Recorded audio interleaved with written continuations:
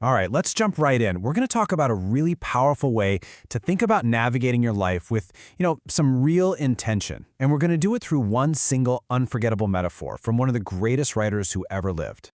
So Leo Tolstoy, he gives us this incredible picture, right? He says life isn't some wide open field where you can just wander around. Nope, it's a narrow wooden path built across a swamp. And the stakes, they're super high. One wrong step, one little slip, and you're plunging right into the muck of confusion and, well, bad choices. And that, of course, is the million-dollar question, isn't it? If this path is so narrow and the swamp is so huge and tempting, how in the world do you stay on it? Let's break down the tools we're going to need to find our way. You know, the journey doesn't actually start by looking at the path way out ahead of you.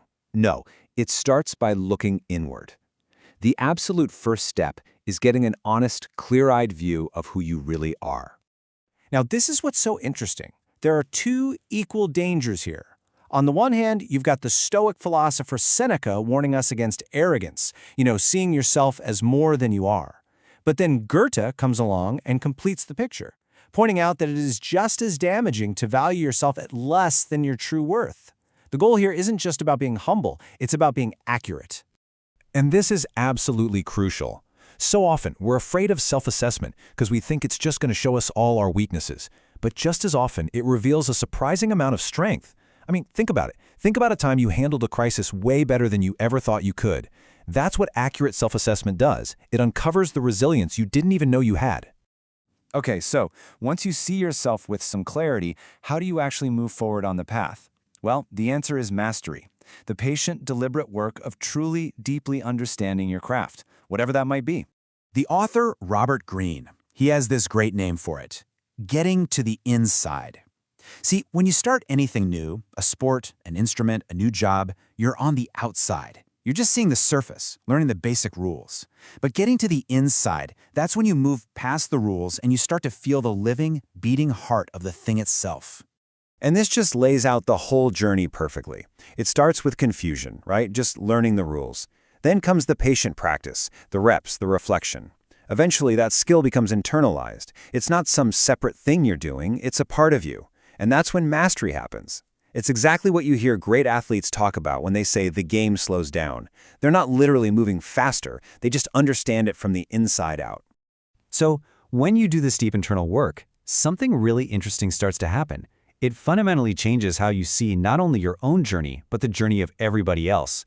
It develops this profound sense of patience.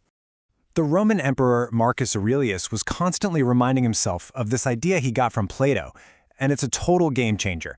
It completely reframes how we see people who are wrong. It suggests that people don't choose to be ignorant, they're victims of it, somehow cut off from the truth against their will.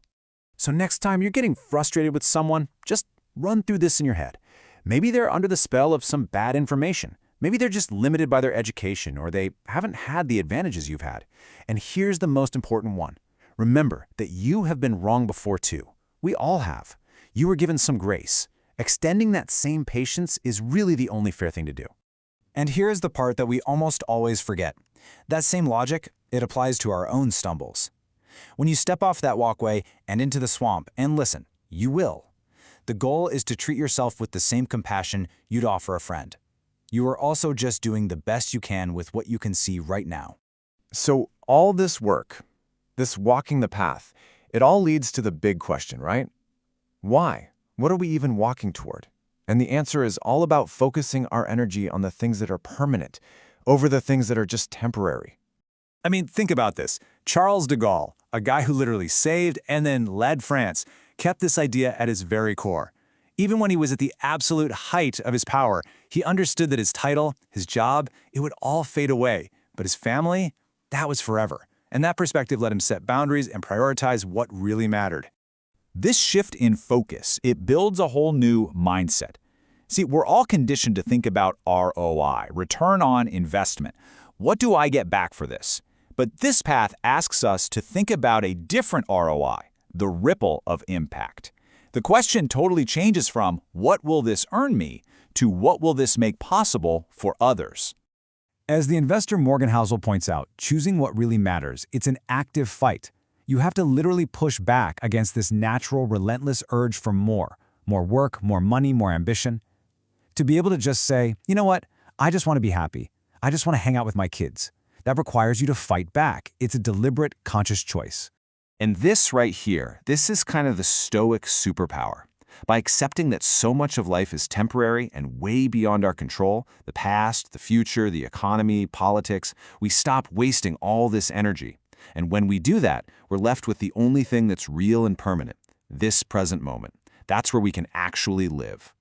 You know, in the end, this whole journey, from self-knowledge and mastery to patience and focusing on what lasts, it's about one thing: finding your alignment. Alignment is when what you do and what you believe finally click into place. It's about closing that gap between who you are and who you know you ought to be. And you can't fake it. But when it's real, other people who are on that same path, they'll see it. They'll just know. So I'll leave you with a question to think about. Looking at your own life, at your own personal walkway, what part of the swamp that surrounds it, the confusion, the distractions, the goals that aren't really yours, what part of that swamp are you ready to consciously step away from and leave behind for good?